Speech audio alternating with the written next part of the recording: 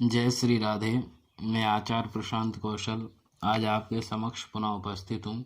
इससे पहले मैंने आपको 16वें श्लोक में योग कारक ग्रहों का अधिक स्पष्टीकरण करके बताया था एवं धर्म एवं कर्म के द्वारा जो राजयोग बनते हैं उसके बारे में बताया था और व्यत्यय के आधार पर, एकत्रत्व के आधार पर एवं अन्यतर के आधार पर जो राजयोग बनते हैं उन्हें मैंने आपको इससे पहले वाली वीडियो में बताया था।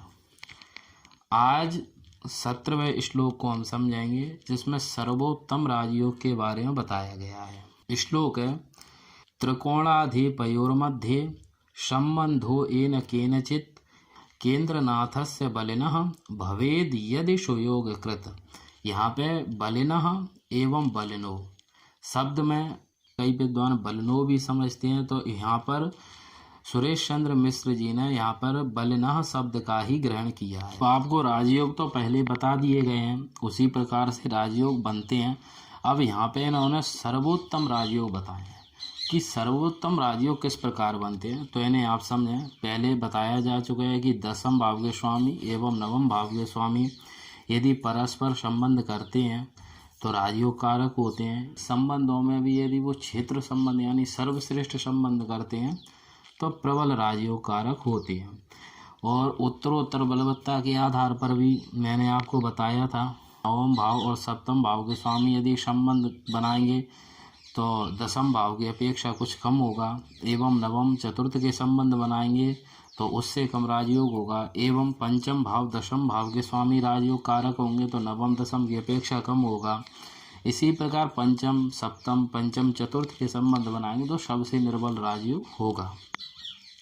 उत्तरोत्तर बलवत्ता के आधार पर भी मैं आपको बता चुका हूँ। अब यहाँ पर जो सर्वश्रेष्ठ राजयोग बताए गए हैं उन्हें थोड़ा आप ध्यान से समझें कि सर्वश्रेष्ठ राजयोग किस प्रकार बनते हैं। राजयोग तो उसी तरह से बनाएंगे जिस तरह से आपको पहले बताया जा चुका है। अब केवल श्रेष्ठ राजयोग कैसे बनाएंगे, जैसे केंद्र एवं त्रिकोण के स्वामी यदि राजयोग बनाते हैं और यदि उनमें से एक ग्रह उच्च का होकर स्थित हो जाए तो सर्वोत्तम राजयोग माना जाएगा।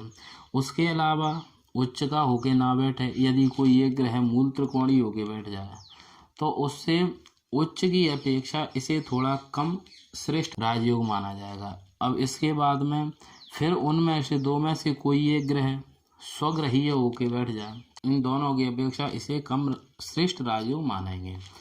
तो यहाँ पे यही बात सिद्ध होती है कि केंद्र एवं त्रिकोण के स्वामी राजयोग स्थापित करते हैं यदि उनमें से कोई ग्रह उच्च का स्थित हो जाए या फिर मूल त्रिकोण होके स्थित हो जाए या फिर स्वग्रहीय होके स्थित हो जाए, तो जो राजयोग बनाए गए हैं उससे कुछ अधिक श्रेष्ठ राजयोग बनेंगे। और फिर यदि इनमें से केंद्र एवं त्रिकोण के स्वामी यदि राजयोग बना रहे हैं और साथ में यदि लग्नेश से भी संबंध बना लें तो भी श्रेष्ठ राजयोग माना जाएगा। और साथ में हमने आपको पहले भी बताया था कि ग्रह के खुद के बल का भी विचार करना चाहिए।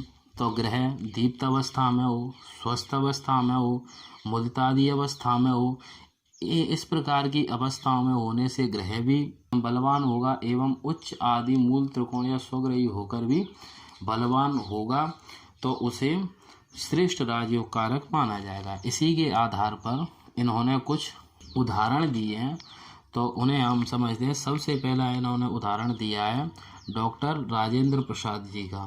तो आपकी स्क्रीन पर कुंडली दिखाई दे रही होगी, धनु लग्न की कुंडली है। अब इसे आप समझें, इसमें आप देखें लग्नेश व चतुर्थेश गुरु यानी लग्न के स्वामी एवं चतुर्थ स्थान के स्वामी कौन होते हैं? गुरु।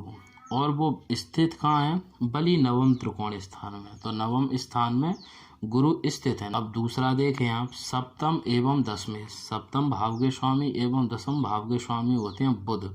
और बुध कहाँ पर स्थित है? लग्न में, गुरु की राशि में, धनु राशि में बुध स्थित है।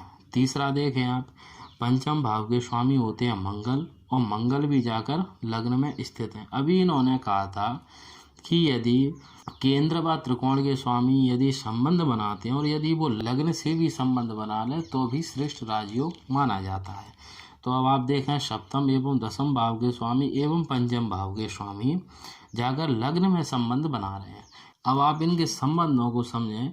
सभी केंद्र के स्वामी त्रिकोण में ही संबंध बनाए। क्यों? क्योंकि देखो सप्तम भाव एवं दशम भाव के स्वामी बुध लग्न में स्थित हो गए तो लग्न को त्रिकोण भी मानते हैं, केंद्र भी मानते हैं। चतुर्थ भाव के स्वामी गुरु द्वितीय त्रिकोण यानी नवम भाव में स्थित हो गए तो सभी केंद्र के स्वामी एवं त्रिकोण के स्वामी पंचम भाव के स्वामी भी केंद्र से ही संबंध बनाए। तो त्रिकोण एवं केंद्र के स्वामी केंद्र और त्रिकोण में ही संबंध बनाए और लग्न से संबंध बनाए। तो लग्न से संबंध बनाने से श्रेष्ठ राजयोग की प्राप्ति होती है। इन्होंने बताया इनके बारे में कि साधारण परिवार में उत्पन्न होकर भी भारत के सर्वोच्च पद पर आसीन रहे। कारण क्या है कि राजयोग कारक जो ग्रह हैं वो भाव की स्थिति के कारण श्रेष्ठ हैं एवं बली हैं। इस कारण से उच्च राजयोग की प्राप्ति हुई। अब आप दूसरे उदाहरण को समझें। मोरारजी देसाई जी का दिया गया है इसमें। ये मिथुन लग्न की कुंडली है। अब आप इसमें देखें कि केंद्र स्थान के स्वामी होते हैं सप्तम एवं दशम भाव के स्वामी गुरु हैं जो द्वितीय भाव में स्थित हैं और द्वितीय भाव में राशि है कर्क और कर्क राशि में गुरु उच्च के होते हैं तो गुरु उच्च राशि में स्थित है। और इसके अलावा दूसरे आप देखें कि पंचम भाव में राशि है तुला, तुला के स्वामी हैं शुक्र, शुक्र अष्टम भाव में स्थित होकर बैठे हैं और अष्टम भाव में स्थित होकर पंचम भाव के स्वामी एवं सप्तम एवं दशम भाव के स्वामी में आपस में दृष्टि संबंध है, किंतु जो ये संबंध बना रहे हैं वो अशुभ स्थान में बना रहे हैं, इसलिए यह उतना बलवान योग नहीं है। अब दूसरा संबंध भी देखें आप कि नवम स्थान के स्वामी होते हैं शनि। अब देखें आप शनि की दूसरी राशि जो पड़ी है वो अष्टम भाव में पड़ी है। तो हमने आपको बताया था कि यदि त्रिकोणेश के स्वामी की यदि अष्टम भाव में राशि पड़ जाती है तो वो अशुभ हो जाते हैं। तो एक स्थिति से शनि भी विशेष योग कारक नहीं रहे। भले ही शनि दूसरे त्रिकोण स्थान यानी पंचम स्थान में उच्च के होकर स्थित हैं लेकिन फिर भी इतने योग प्रबल नहीं माने जाएंगे। तो अब आप देखें कि ये गुरु पे दृष्टि रखें, विशेष रूप से गुरु इनके ऊपर कोई दृष्टि नहीं रखें, केवल शनि अपनी दशम दृष्टि से द्वितीय भाव में स्थित होकर गुरु को देख रहे हैं। गुरु भी दो केंद्र स्थान के स्वामी हैं अतः राजयोग कारक तो हैं लेकिन भाव स्थिति के आधार पर संबंध बल के आधार पर राष्ट्रपति जी की अपेक्षा जो इसमें कम उच्च पद के योग हैं। क्यों? क्योंकि शनि भी अष्टम भाव के स्वामी है जो कि अशुभ स्थान माना गया है। अब तीसरे को भी समझे आप। लग्न के एवं केंद्र के, लग्न को केंद्र भी कहते हैं त्रिकोण भी कहते हैं। तो चतुर्थ भाव के स्वामी एवं लग्न त्रिकोण के स्वामी होते हैं बुध और बुध को भी आप देखेंगे कि अष्टम भाव में जाके स्थित हो गए, इसलिए लग्न एवं लग्नेश बुध को भी इतना प्रबल योग कारक नहीं माना गया है। इसी कारण से इनके राजयोग में डॉक्टर राजेंद्र प्रसाद की अपेक्षा इनके राजयोग में कुछ कमी रही। यह बात स्पष्ट है कि यदि जो राजयोग बना रहे हैं यदि वो भावगत किसी अशुभ भाव से संबंध बना लेते हैं या अशुभ भावेश से संबंध बना लेते हैं तो कुछ राजयोग में कमी आ जाती है। अब इससे आगे इसमें 3 या 4 उदाहरण और दिए गए हैं, उसे मैं आपको अगली वीडियो में स्पष्ट करके बताऊंगा। तो आज के लिए इतना ही। जय श्री राम।